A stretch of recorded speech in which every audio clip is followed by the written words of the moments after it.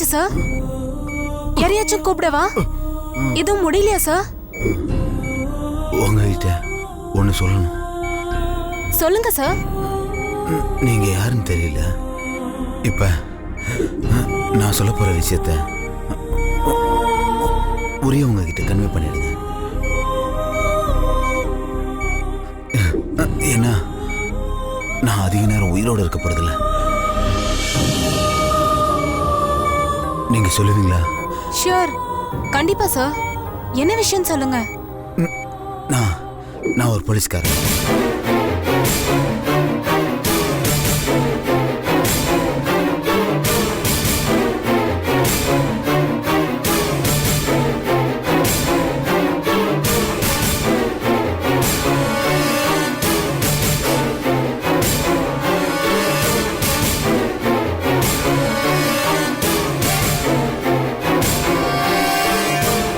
அப்படிங்களா சார்?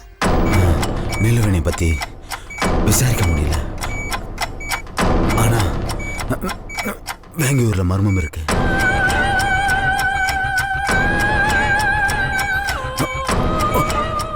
கொலைக்கான ஆதாரம் இருக்கு. நான் சொன்னத பெங்களூர்ல காலின்னு ஒருத்தர் இருப்பாரு.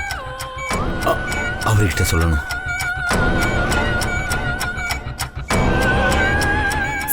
நானும் பில்லியனூர் தான். காளி என் சித்தப்பா தான்.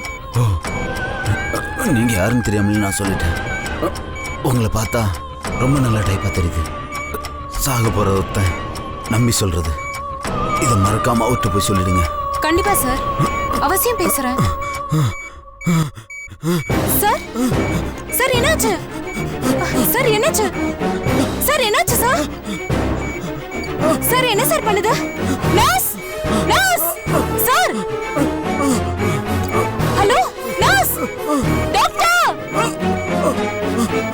யாராவது வாங்களே சார். சார் என்னாச்சு சார்? நர்ஸ், டாக்டர், யாராவது வாங்களே சார்.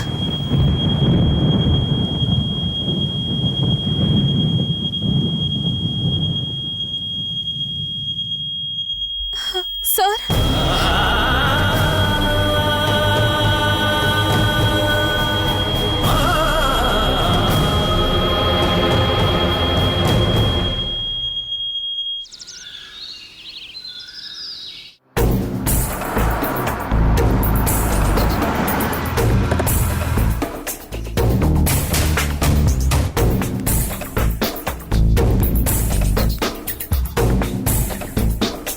ராஜராஜன், ராஜராஜன், வாங்க வாங்க.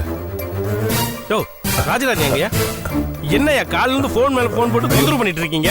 அப்படின்னா அவசரம். இங்க எதுவும் சத்தம் போடாதீங்க, அண்ணி இருக்காங்க. வாங்க பேசிக்கலாம்.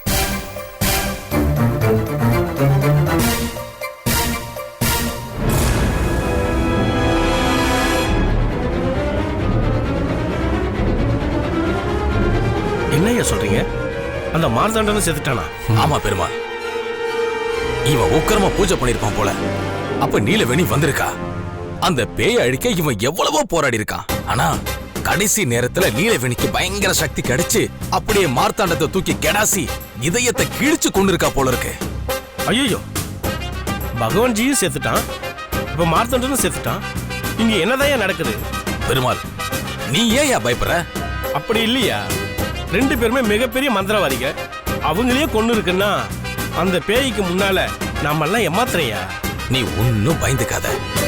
சாகுறப்ப மார்த்தாண்டம் ஒரு குடுவையில புனித தீர்த்தத்தை கொடுத்திருக்கான். அதுல அவன் ரத்தத்தையே விட்டுருக்கான். அதை வச்சு என்ன பண்றது?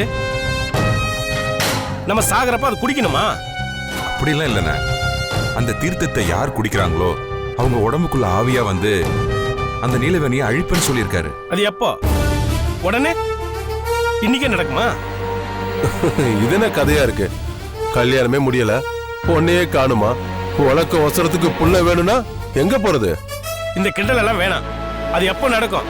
நேரடியா சொல்லு. நடக்கிறப்போ நடக்கும். என்னைய சும்மா இருந்த ஆவியை கிளப்பி விட்டுட்டு தீர்த்தம் தந்திருக்கான், ஆவியை வந்து அழிச்சிடுவான், அப்படியெல்லாம் நடக்குன்னா என்னையா அர்த்தம்? பெருமாள் இருப்பா, நீ எதுக்கு பதட்டப்படுற? யோ, உங்க கூட சேர்ந்து ஆவிங்க விஷயத்துல நானும் சம்பந்தப்பட்டிருக்கேயா.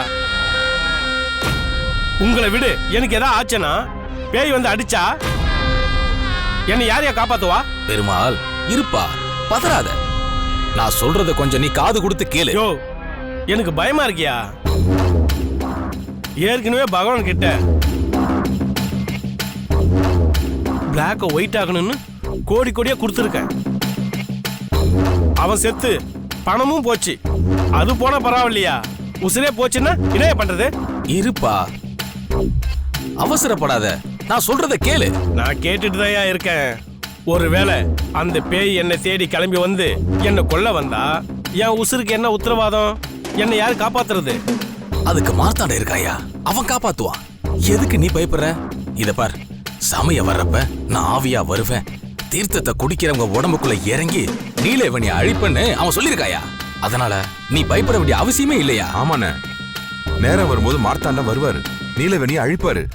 அவன் வர்றப்ப வத்தையா, அது வரைக்கும் நாம இருக்கணுமே. யார் நம்மளை காப்பாத்துறது? மார்த்தாண்டம் ஆவியா கிளம்பி வர வரைக்கும் பேய்க்கு என்ன லீவா விடுவாங்க?